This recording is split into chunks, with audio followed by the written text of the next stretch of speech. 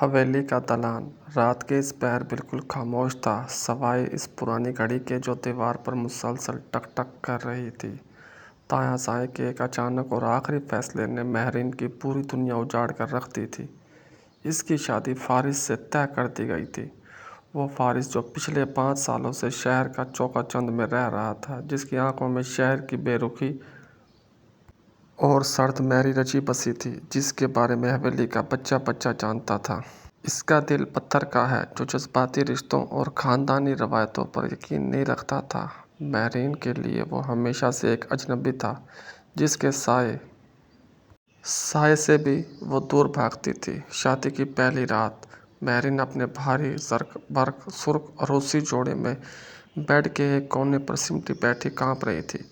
کمرے میں پھیلی عطر اور گلابوں کی تیز خوشبو اس کا دم گھونٹ رہی تھی۔ اچانک دروازہ کھلا اور فارس اندر داخل ہوا۔ اس کے چہرے پر روایتی دلہے والی کوئی خوشی کے اثرات نہیں تھے، خوفناک سنجیدگی کے ساتھ تھی۔ اس نے شیروانی کا اوپری بٹن کھولا، رفتار سے چلتا ہوا مہرین کے بالکل سامنے آ کھڑا ہو گیا۔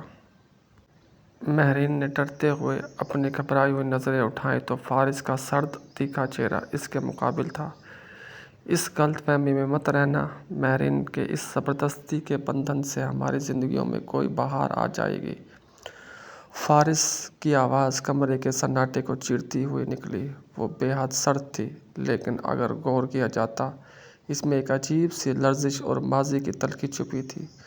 میں نے یہ شادی صرف اور صرف دادا جان کی ضد، ان کی گرتی ہوئی صحت کی وجہ سے کی ہے۔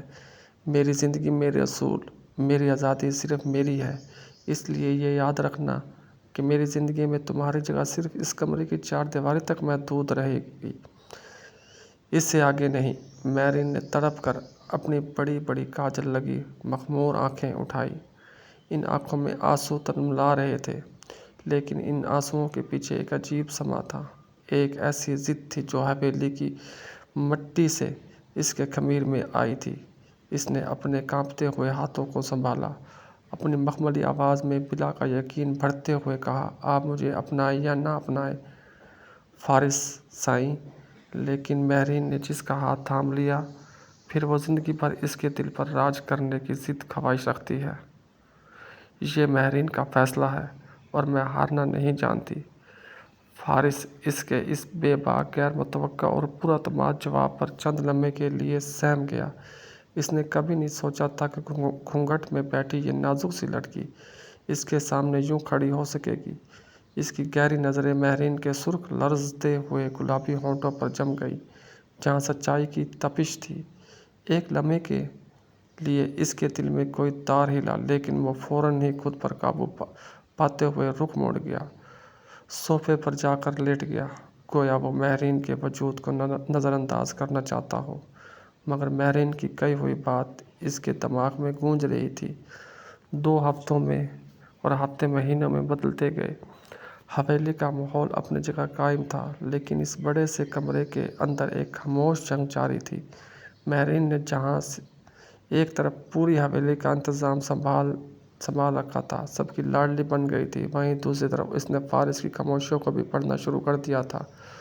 وہ جان چکی تھی کہ فارس جتنا تلخ، کورا اور بدتمیز بنتا ہے، اس کے اندر تنہائی کا اتنا ہی بڑا سمندر مخزن ہے، جسے کسی سچی محبت کی تلاش تھی۔ مہرین روزانہ صبح اس کو اٹھنے سے پہلے اس کے کپڑے استری کر کے رکھتی، اس کی پسندیدہ خوشبو اس کے رومال پر لگاتی۔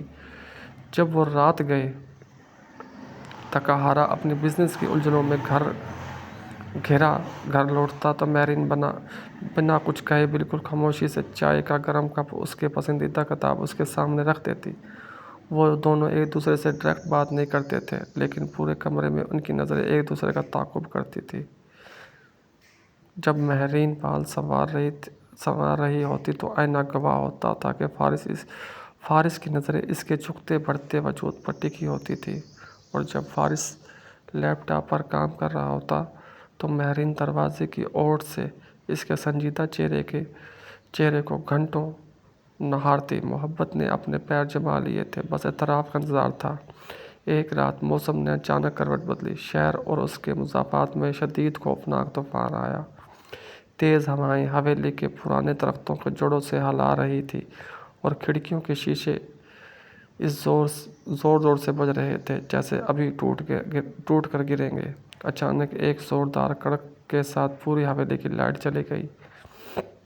मैरीन को बचपन से ही तूफान की कड़कती बिजली, खूब अंधेरा से एक नफसियाती खौफ था। वो डर के मारे बिस्तर के ऐन बीच में दबल कर बैठ गई और अपने कानों पर हाथ रख लिए। इसी लम्हे बिजली का एक ऐसा हौलनाक धमाका हुआ जिससे पूरा कमरा लर्ज उठा। मैरीन के हलक से एक दर्दनाक सिसकी निकली।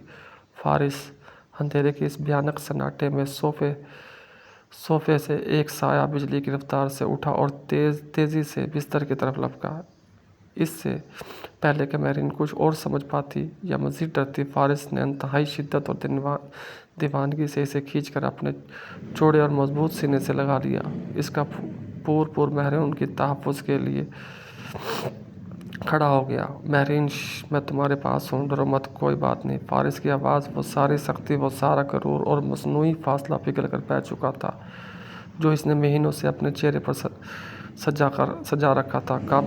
कांपते हुए हाथ मैरीन के रेशमी खुले बालों को सहला रहे थे और इसके दिल की धड़कन इतनी तेज़ थी कि मैरीन को अपने वजूद के अंदर तक महसूस हो रही थी।